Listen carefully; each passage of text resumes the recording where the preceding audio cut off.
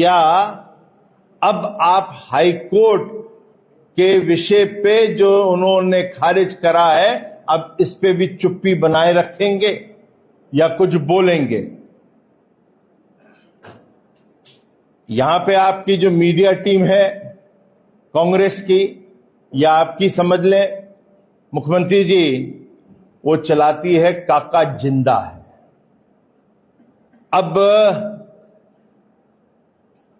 क्या ये जो घोटाले हो रहे हैं, इसी को जिंदा दिली कहा जाता है, काका की जिंदा दिली कहा जाता है? इसके बारे में जरूर बताएं। और आखिरी में, जब भारतीय जनता पार्टी की सरकार थी तो डॉक्टर रमन सिंह जी को प्यार से चावल वाले बाबा बोला जाता था। आपने तो यहां पे लत लगा दी शराब की। तो मैं न बोलते हुए ये बताएंगे, अब ये काका के आगे क्या लगना चाहिए, उस पर कोई आपके सुझाव है तो जरूर मुख्यमंत्री हम लोग को दे दें। मेरी तरफ से इतना ही है। बहुत बहुत धन्यवाद।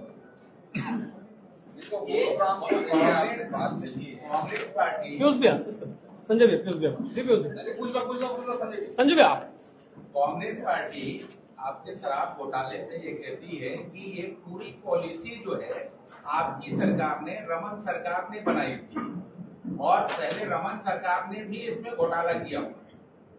देखिए, पहले तो ये घोटाला हमारा नहीं, उनका है। दूसरा, मैं नीति पे नहीं जाता हूं, उस पे एक अलग से विषय हो सकता है, इस पे डिबेट हो सकती है। लेकिन कोई भी नीति हो, आपने भी कोई नीति बनाई हो, अच्छी हो, उदाहरण के लिए गुठान का जो आप कहते रहते हैं बार बार, मगर उसके अंदर, नीति के अंदर कैसे पैसा कमाना है, यह नीति नहीं निर्धारित करती अच्छी हो बुरी हो। आप जो स्कैम करते हैं उस पे आता है, तो इसलिए स्कैम पे है, जिसपे ईडी ने चार्जशीट करी है। आपके निकट, आपके ऑफिस के लोग, ब्यूरोक्रेट्स जेल के अंदर हैं, और उस पे अब बेल भी खारिज कर दी है हाईकोर्ट ने, कुछ तथ्यों को संज्ञान में लेते, जो मैंने आपके सामने रखा। मुख्यमंत्री जी ने डिस्कवरी के ऊपर सीधा सीधा आक्षेप किया था कि जो भारतीय जनता पार्टी ने टीम डिस्कवरी को यहाँ पे स्थापित किया है, उनके द्वारा ये सारे कृत्य किए गए, सरकार की कोई भी संलिप्तता इसमें नहीं। तो मैं इतना ही कहूंगा, खारिज करा है ना, फिर से बोल दें ये हाईकोर्ट के अंदर भी कि ये ऐसा है कि आपने गलत किया है। और फिर मैं आपसे कह रहा हूं, डिस्टिलरी लगे इसकी तो किसी ने आप बात नहीं करी, ना मैंने कहा अभी तक, ना हाईकोर्ट में बोला, ना ईडी ने बोला। ये जो आपके लोग बना रहे हैं, जिससे आपने लूट मचाई यहां पर, और किस तरह से लूट मचाई, part A, part B, part C, और फॉरेन लिकर के लाइसेंस देने पे जो आपने 10% का कट लिया, उसकी बात हो रही है। ये 2000 करोड़ की बात हो रही है। डिस्टिलरी लगे या ना लगे, इसका तो विषय ही नहीं है। सवाल है, और इसने एक शराब भर्ती के लिए समिति बनाई थी। जब इधर से कोई आरोप होता है तो उधर से एक आरोप होता है कि जो समिति आपने बनाई थी उसमें हमने विपक्ष को आमंत्रित किया था और आप लोगों ने कोई नाम नहीं लिया। हर चीज विपक्ष के साथ बैठ के निर्णय होता हो तो बता दें किस राज्य में ऐसा हो रहा है। तो इसलिए सरकार आप चला रहे हैं, मुख्यमंत्री आप हैं, गंगा जल की कसम आप लोगों ने खाई थी, और शराबबंदी फिर आपको करनी थी, ना ही विपक्ष के ऊपर ये अपना जो एक प्रकार का जो गिल्ट होता है उसको किसी और के ऊपर डाला जाए। शेख साहब, एक बात आपने कही, एपेंडेंट ई, ये इतने सालों तक कोई भी प्राइवेट बॉडी इसको लेकर संचालित नहीं कर रहा। इनकी सरकार में ये संचालन प्राइवेट बॉडी के हाथ में आया, तो क्या ये विधि सम्मत था?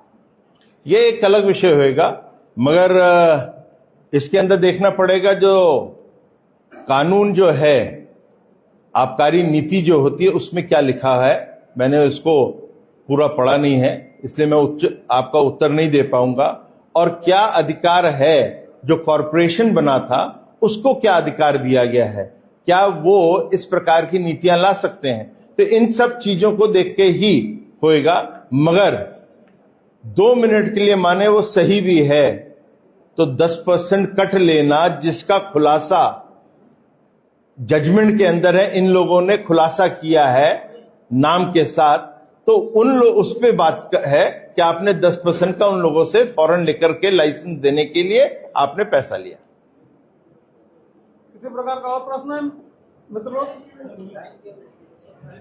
आप सभी का बहुत बहुत धन्यवाद। काका को पानी देते देते आप रह गए हैं? काका को पानी देते देते आप रह गए। मैं तो उन्हीं से पूछा है ना, काका तो उन्हीं को बोलते हैं, उन्हीं से पूछ रहा हूं कि हमने तो हमारे यहाँ पे रखा हुआ था, हमारे मुख्यमंत्री जी का नाम प्यार से रखा था।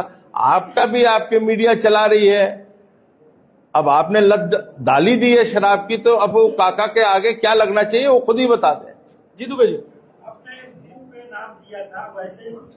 अब वो देंगे, आप पूछोगे कभी, आप भी तो थोड़ा, आपकी भी तो मेहनत होनी चाहिए दोस्त। जब आपकी थोड़ी मेहनत हो जाएगी फिर हम बात कर लेंगे, नहीं होगी फिर हम ही दे देंगे, चिंता मत करिएगा। जी दुबे जी, सिद्धार्थ जी, इस समय इलेक्शन ईयर और बहुत ज्यादा अभी इलेक्शन का टाइम और शराब को लेकर के जितना हो अल्लाह बीजेपी मचा रही है, जब एक सिंडिकेट काम कर रहा था, इतना कॉन्स्पिरेसी के साथ काम करता था, तब आपको कोई, मैंने आपसे बोला इसमें कि 2 साल से भारतीय जनता पार्टी इस विषय को उठाती रही है। 19.2 करोड़ का हमने होर्डिंग तक लगाई थी अपने बीजेपी प्रदेश कार्यालय के बाहर। हम लोग तो बोलते रहे हैं।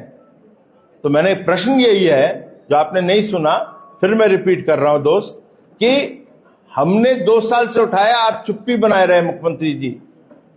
अब हाई कोर्ट ने बेल कैंसिल करने में कॉग्निजेंस लिया है एलिगेशंस का और उसके आधार पर जजमेंट दिया है। क्या अब भी आप चुप रहेंगे या कुछ बोलेंगे?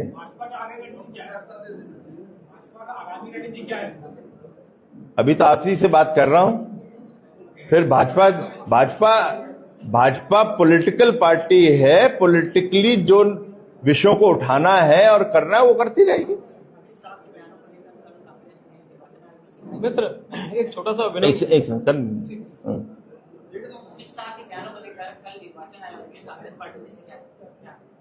ऐसा है, भारतीय जनता पार्टी जो दलित है, गरीब है, दबे हुए समाज के लोग हैं, उनके लिए हमेशा आवाज उठाती रहेगी, चाहे वो बड़ा नेता हो या छोटा। और कांग्रेस को ये बुरा लगता है, वो कहीं भी जाके कंप्लेन कर सकते हैं। भारतीय जनता पार्टी का हर सिपाही उठाता रहेगा और सीना चौड़ा होकर उठाएगा, इसमें कोई हमें गुरेज नहीं है। और जहां तक कि इलेक्शन कमीशन का है, वो कहीं हमसे कुछ पूछेगा तो उसका हम लोग उचित जवाब जरूर देंगे। हाँ, मैं ले लीजिए, बोलिए। परिवारवाद के लिए मुख्यमंत्री जी ने थोड़ी देर पहले कहा कि मामा, भांजा और भांजी भारतीय जनता पार्टी के टिकट पे चुनाव लड़ रहे हैं। ऐसा है, शायद इनको परिवारवाद समझ ही नहीं आया। जो एटीएम जहां पहुंचा रहे थे ना, एटीएम बन के, वो है परिवारवाद। भाषा वो है परिवारवाद की कि दादी आई, दादा आए, पापा आए, फिर आप आए, बहन आए, ये होता है परिवार जो रियल ब्लड से होता है। किसी का इधर का उधर का ये रिश्ता निकाल के कहने, वो परिवारवाद नहीं होता। हम सब लोग इंसान हैं। मैं हटके मेरी बीवी लड़े, मेरा बेटा लड़े, वो परिवारवाद है।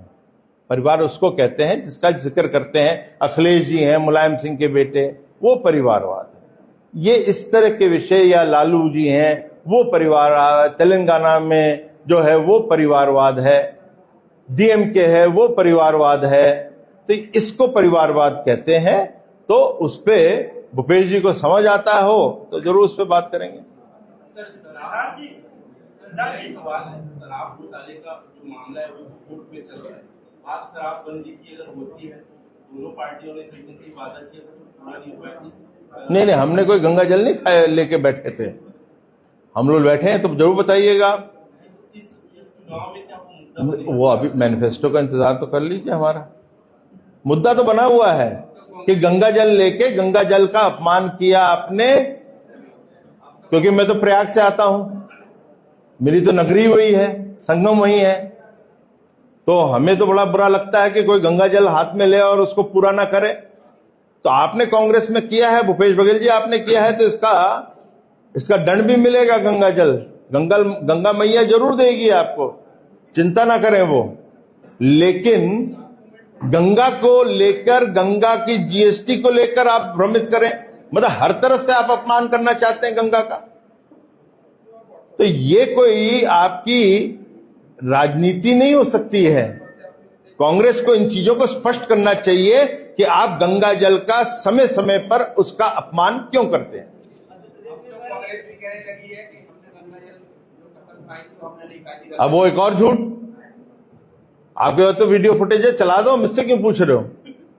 आप चला दो, इतनी तो थोड़ी मैं आप एक दफे चला दो, मैं उस पर जरूर कह दूंगा। और मैं तो आपको बोल चुका भाई, एक झूठ के बाद दूसरा झूठ, तीसरा झूठ। ये तो इनकी नीति में देख रहा हूं छत्तीसगढ़ के अंदर कांग्रेस की, विशेष रूप से शायद हो सकता है भूपेश बघेल जी की हो, जहां पर एक नाजी सोच होती है। मैंने पहले भी कहा है, 100 दफे एक झूठ बोलो वो सच बन जाता है। वो वही काम करते रहे। बजट पत्र जारी हुआ, महिलाओं को 1500 रुपए, 500 सिलेंडर, 25 रुपए धान की, बहुत सारी योजनाओं का विस्तार किया गया।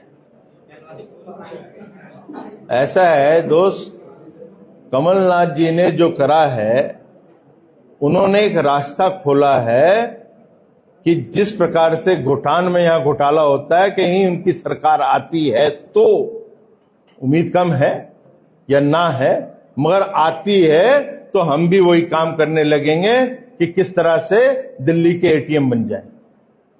सबसे आखिरी कांग्रेस पार्टी में नाराजगी की रेल चल चुकी है। भानु प्रताप अनंतनाग वो निर्दलीय फार्म दे रहे हैं और बस्तर से जो है वो चित्रकूट। अभी तो भाई साहब ऐसा है दोस्त, अभी तो 30 सीटों का ट्रेलर देख रहे हो, ये 60 आ जाने तो पूरी पिक्चर देखेंगे एक साथ बैठ के।